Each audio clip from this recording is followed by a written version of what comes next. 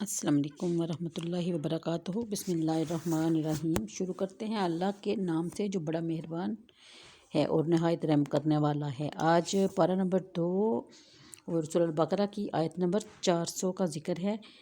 اس میں بتایا گیا کہ انبیاء کے معجزات کو ان کے صدق نبوت کی دلیل بنایا اور ان کے ارشاد اور ان کی کتابوں کو دین اسلام کی حقانیت کا شاہد بنایا۔ 401 میں ہے کہ اللہ کی نعمت سے مراد وہ آیات الہی ہیں جو سبب ہیں ہدایت و رشد کی اور ان کی بدولت گمراہی سے نجات حاصل ہوتی ہے۔ انہی میں سے وہ آیات بھی ہیں جو کہ نبی کریم صلی اللہ علیہ وآلہ وسلم کی نعت و صفات پر مبنی تھی اور حضور کی نبوت اور رسالت کا بیان بھی ہے، اور تحریف سے مراد ان میں تبدیلی ہے، یعنی یہود اور نصارہ کی تحریفیں، یعنی کہ انہوں نے اس نعمت میں تبدیلی کی۔ آگے 404 میں ذکر ہے کہ یعنی ایماندار اس روز جناب عالیہ میں اور مغرور اور کفار جو ہیں وہ جہنم میں ہوں گے۔ 405 میں اس بات کا ذکر ہے کہ حضرت آدم علیہ السلام کے زمانہ میں عہد نبوت تک سب لوگ ایک ہی دین پر تھے اور ایک ہی شریعت پر تھے، پھر ان میں اختلاف ہوا جو اللہ تعالیٰ نے تو حضرت نوح علیہ السلام کو مبعوث فرمایا۔ یہ بعث سے پہلے رسول ہیں، یعنی کہ حضرت نوح علیہ السلام بعث میں سب سے پہلے رسول ہیں۔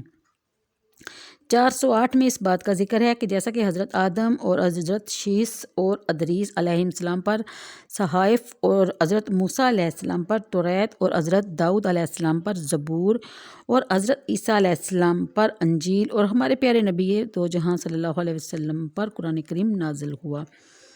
409 میں اس اختلاف کی بات ہے جو اس کا ذکر اوپر کیا جا چکا ہے۔ یہ اختلاف تبدیلی تحریف اور ایمان و کفر کے ساتھ جیسا کہ یہود اور نصارہ سے واقعہ ہوا۔ 410 میں بتایا جا رہا ہے کہ یہ اختلاف نادانی سے نہیں تھا بلکہ انہوں نے جان بوجھ کر کیا۔ 411 میں یہ بتایا جا رہا ہے کہ ابھی تک تم پر پہلی امتوں جیسی سختی اور پریشانیاں نہیں نازل ہوئی جیسی سختی اور شدت عذاب سے وہ ہلا ڈالے گے، یہاں تک کہ کہہ اٹھے کہ رسول کریم صلی اللہ علیہ وسلم سے کب پہنچے گی، یعنی کہ اپنے رسولوں سے انہوں نے کہا کہ کب پہنچے گی اللہ کی مدد۔ شان نزول یہ آیت غزوہ احزاب کے متعلق نازل ہوئی جہاں مسلمانوں کو سردی اور بھوک کی وجہ سے سخت تکلیف کا سامنا کرنا پڑا اور انہوں نے شکایت کی۔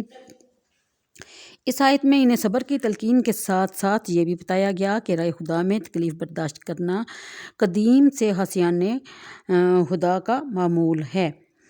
تو بخاری شریف میں ہے کہ حضرت حباب بن ارت رضی اللہ تعالیٰ عنہ سے مروی ہے کہ حضور سید عالم صلی اللہ علیہ وسلم سایہ کعبہ میں اپنی چادر مبارک سے تکیہ لگائے بیٹھے تھے، تشریف فرما تھے۔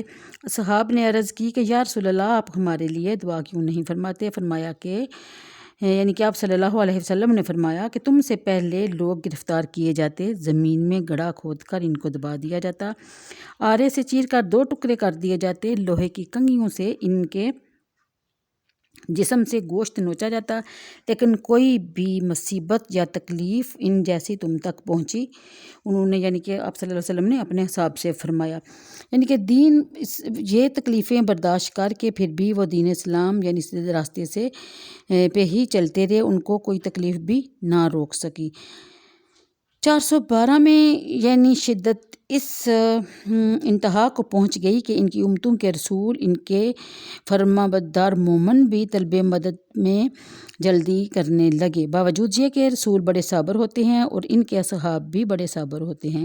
414 میں ہے کہ یہ آیت عمر بن جموح کے جواب میں نازل ہوئی جو بوڑھے شخص تھے اور بہت مالدار تھے، اور انہوں نے حضور کریم صلی اللہ علیہ وسلم سے سوال کیا تھا کہ وہ اپنا مال کیسے اور کہاں خرچ کریں جس سے ان کو اجر ثواب زیادہ ملے۔ انہیں بتایا گیا کہ جس قسم کا اور جس قدر یعنی کہ جتنا مال خرچ کرو گے یعنی تھوڑا کرو گے یا زیادہ کرو گے آپ کو اس میں ثواب ضرور ملے گا، اور اس کے مصارف کا طریقہ آگے کی آیتوں میں بیان کیا جائے گا۔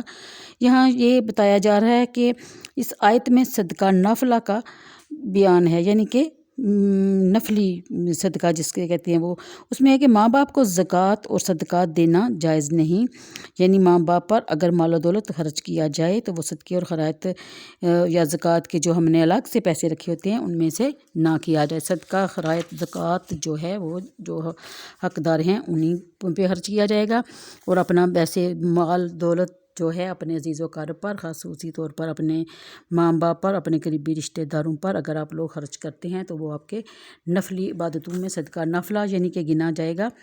یتیموں اور محتاجوں اور راہگیروں کے لیے بھی یہی حکم ہے، اور آپ صلی اللہ علیہ وسلم نے حضرت وہ عمرو بن جمح کے سوال پوچھنے پر ان کے یہ بتایا کہ وہ کہاں کہاں اور کیسے مال خرچ کریں، اور آگے ان کے مصارف بعد میں بتائے جائیں گے۔ یہاں صرف ان کے لیے یہ آیت نازل کی گئی تھی اور اتنا ہی بتایا گیا ہے۔ تو اب یہ جو آپ کو نظر آ رہا ہے وظیفہ، یہ آپ نے غور سے دیکھ ہی لیا ہوگا، سن ہی لیا ہوگا، تو اسی طرح آپ کریں، انشاءاللہ اولاد نرینہ اللہ تعالیٰ آپ کو عطا فرمائے گا۔ اور میں چاہتی ہوں اب اجازت، اوکے جی، اللہ حافظ۔ دعاؤں میں ایک دوسرے کو یاد رکھیے گا، اور اللہ تعالیٰ ہم سب پہ رحمت اور برکتیں نازل فرمائے۔ اللہ حافظ۔